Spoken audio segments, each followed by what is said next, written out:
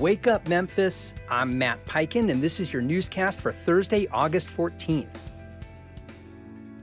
In a sharply divided decision, the town of Mason approved CoreCivic's plan to reopen the West Tennessee detention facility for ICE detainees. The special called meeting drew vocal opposition from faith leaders, immigrant advocates, and residents who warned about humanitarian and regional impacts, including strains on legal aid and family visitation. Supporters cited jobs and revenue from reusing the shuttered site. Mason sits about 45 miles northeast of Memphis, meaning nonprofits and attorneys based here could see increased caseloads if detainees are placed there. Read more about this in the Tennessee Lookout. Rhodes College is one of 5 Tennessee schools on the Princeton Review's 2026 Best 391 Colleges. The national guide, based on data from more than 2,000 schools and surveys of 170,000 students, doesn't rank colleges overall, but includes 50 categorical lists covering academics, campus life, food, dorms, and more. Rhodes' inclusion highlights the Memphis Liberal Arts College's academic reputation and distinctive collegiate Gothic campus, a certified arboretum adjacent to Overton Park. Other Tennessee schools on the list include Vanderbilt, UT Knoxville, MTSU, and Sewanee. Read more about this in the commercial appeal.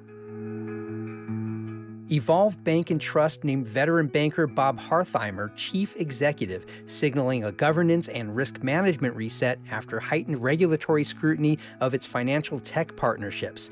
The Memphis-based institution says Hartheimer will focus on strengthening compliance systems, stabilizing operations, and rebuilding trust with federal overseers and banking-as-a-service clients. Additional oversight changes are expected as leadership lays out a near-term plan to tighten controls and reassure partners. Read more about this in the Daily Memphian. The Memphis Riverfront's next phase of improvements will invest $8 million in safer crossings, wider trails, lighting, and accessibility upgrades from downtown to Riverside Drive neighborhoods. Planners say the work tackles long-standing gaps in connectivity and creates more comfortable routes for residents and visitors on foot or bike. Phase 1 is expected to start this fall, with completion targeted by middle of next year, complementing earlier riverfront projects and tourism initiatives. Advocates see the package as a win for recreation, health, and non-motorized mobility. You can read more about this in the Memphis Business Journal.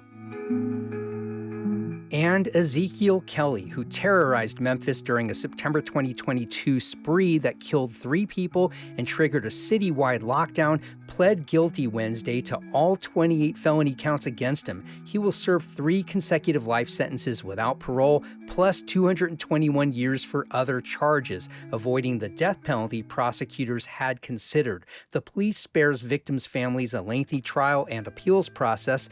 Kelly, who was 19 at the time of the spree, addressed the court, saying he was, quote, at the darkest place of his life during the attacks. Read more about this in the commercial appeal.